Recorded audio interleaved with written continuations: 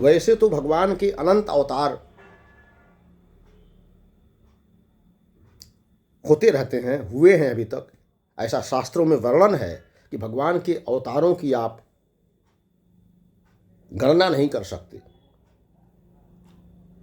इसीलिए भगवान को अनंत कहा गया।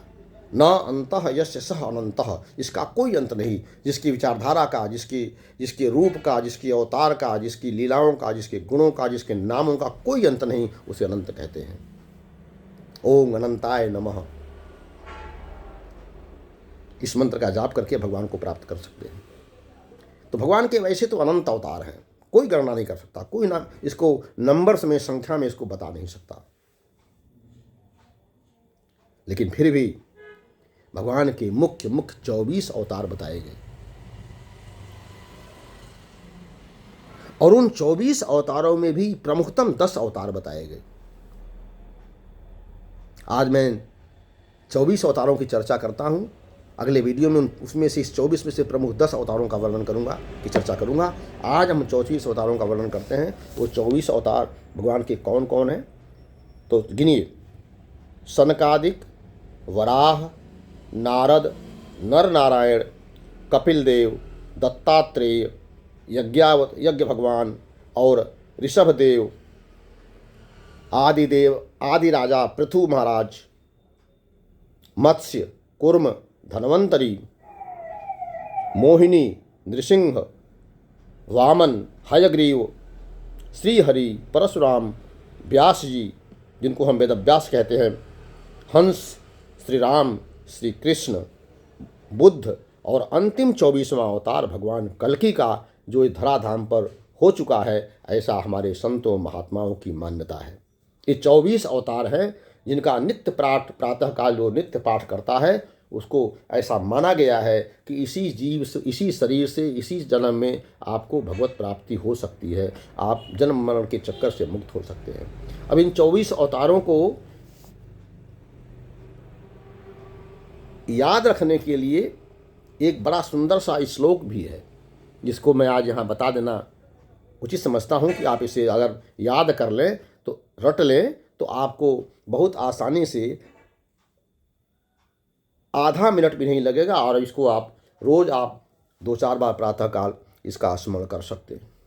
वो श्लोक क्या है?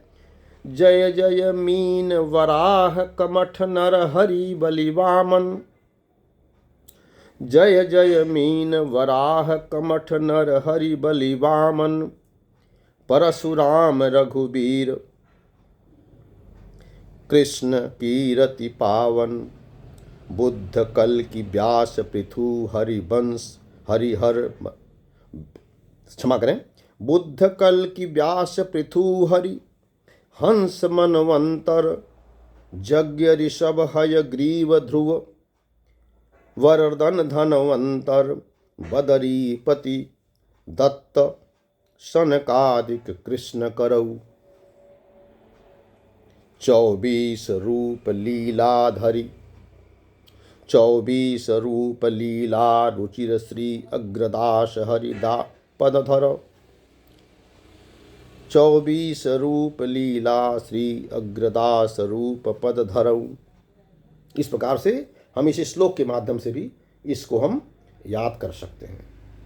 भगवान के 24 अवतारों का जो नित्य पाठ करता है, उसका सदा मंगल इस संसार में होता है, उसकी समस्त कामनाएं इस संसार में पूरी होती हैं, समस्त चिंताओं से उसका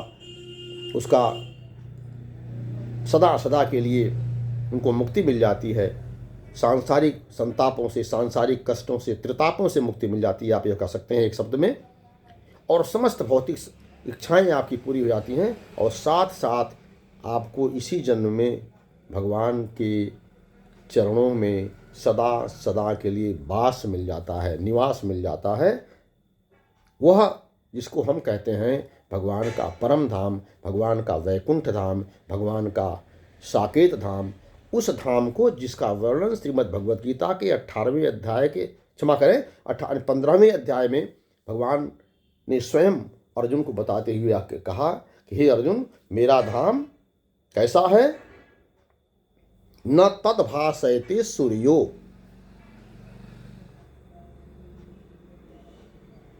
न शशांको न पावकः यद गत्वा न निवर्तन्ते तद धाम परमम मम।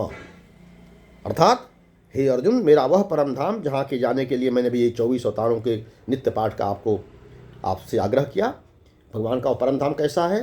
न तद भासयते सूर्यो, मतलब वहाँ पर सूर्य नहीं चमकता है। इस संसार में त्रिलोक में तो सूर्य न हो तो जीवन ही खत्म हो जाएगा, प्रकाश नहीं मिलेगा, अज्ञान अंधकार हो जाएगा, चारों तरफ जीवन खत्म हो जाएगा। वो सूर्य हमारे जीवन दाता है, ज्ञान दाता है, कर्म दाता है, सब कुछ सूर्य सूर्य ही है। इसीलिए सूर्य को सौरमंडल का प्रमुख कहते हैं, राजा कहते हैं। लेकिन भगवान के धाम में सूर्य का कोई अस्तित्व नहीं है, सूर्य नाम की कोई सत्ता ही नहीं है। There is no existence of sun, यूं समझ लो आप। और क्या? न शशांक को, सूर्य ही नहीं, चंद्रमा का भी कोई अस्तित्व नहीं वहां पर। जो चंद्रमा इस त्रिलोक में भूमंडल पर आपको शीतलता प्रदान करता है, उस चंद्रमा का अपना निजी कोई प्रकाश नहीं है। इस संसार में वह चंद्रमा सूर्य के प्रकाश से प्रकाशित होता है। सूर्य गर्मी देता है तो गाली खाता है, और वही चंद्रमा सूर्य के प्रकाश से प्रकाशित होकर रात्रि में शीतलता देता है तो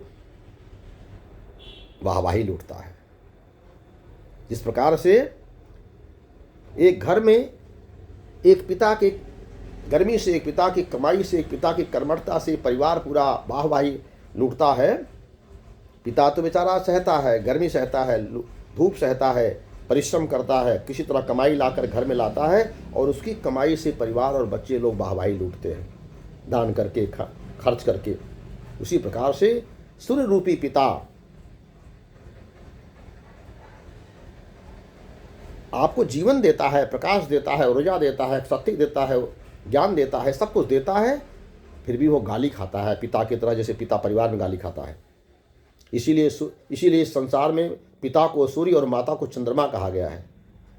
माता पिता के पैसे पर बच्चों को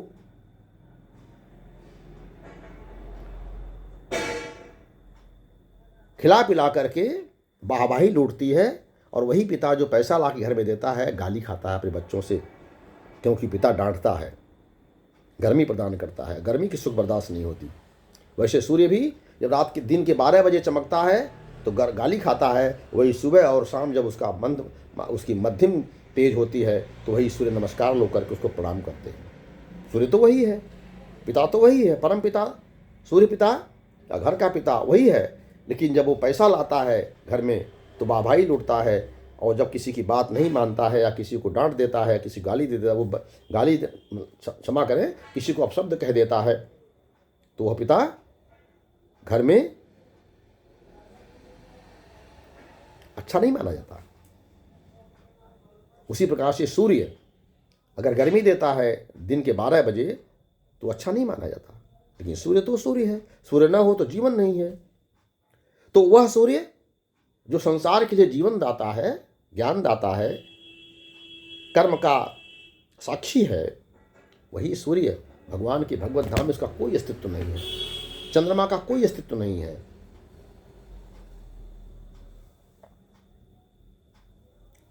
न पावक, और अग्नि का भी कोई अस्तित्व नहीं है।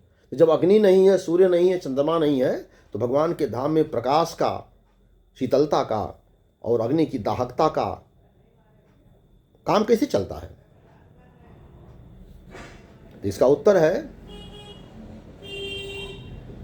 कि भगवान के दिव्य चिन्मय शरीर से जो तेज निकलता है उसी से सूर्य प्रकाशित होता है। अनंत ब्रह्मांडों के अनंत सूर्य प्रकाशित होते हैं, और सूर्य के प्रकाश से चंद्रमा प्रकाशित होता है, और सूर्य के तेज से ही यह संपूर्ण ब्रह्मांड चलता है। लेकिन भगवत धाम में भगवान के शरीर से, चिन्मय शरीर से जो तेज निकलता है उसी से उसी से प्रकाश होता है, उसी से गर्मी मिलती है, उसी से क्या कहते हैं, चंद्रमा की शीतलता भी प्राप्त होती है, और उसी चिन्मय शरीर से निकले हुए दिव्य तेज से ऊर्जा का, उष्मा का भी, अग्नि का भी काम चलता है।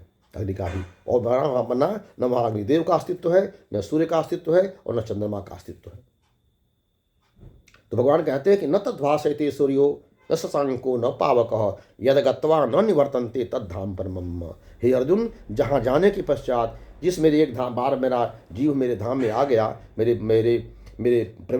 महल में प्रवेश कर लिया, मेरे धाम में प्रवेश कर लिया, तो उसको दोबारा इस संसार में जन्म के और मृत्यु के चक्कर में नहीं पड़ना पड़ता। पुनरपि जन्मम पुनरपि मरणम जठरे शयनम के इस चक्र से सदा सर्वदा के लिए मुक्ति मिल जाती है, जिसे मोक्ष कहते हैं, इसे कैवल्य कहते हैं। तो आज की बात में इतनी। आज की इस वीडियो का निष्कर्ष ये है कि हमें भगवान के 24 अवतारों का नित्य पाठ करना चाहिए, और नित्य पाठ करने से सांसारिक समस्त भौतिक कामनाओं के साथ साथ आध्यात्मिक कामनाओं की प्राप्ति, भगवत धाम की प्राप्ति अभी आपको हो जाएगी। ये आज की वीडियो का एक लाइन में निष्कर्ष है। हरे कृष्णा हरे कृष्णा हरे कृष्णा। मैं गोपाल माधव दास। अगर आपको अच्छा लगा हो तो हमारे इस वीडियो को लाइक करें, शेयर करें, सब्सक्राइब करें, अधिक से अधिक लोगों को बताएं, ताकि लोगों को भगवान के इस भगवतीय ज्ञान का प्रचार प्रसार हो और आप भी पुण्य के भागीदार बने। हरे कृष्णा हरे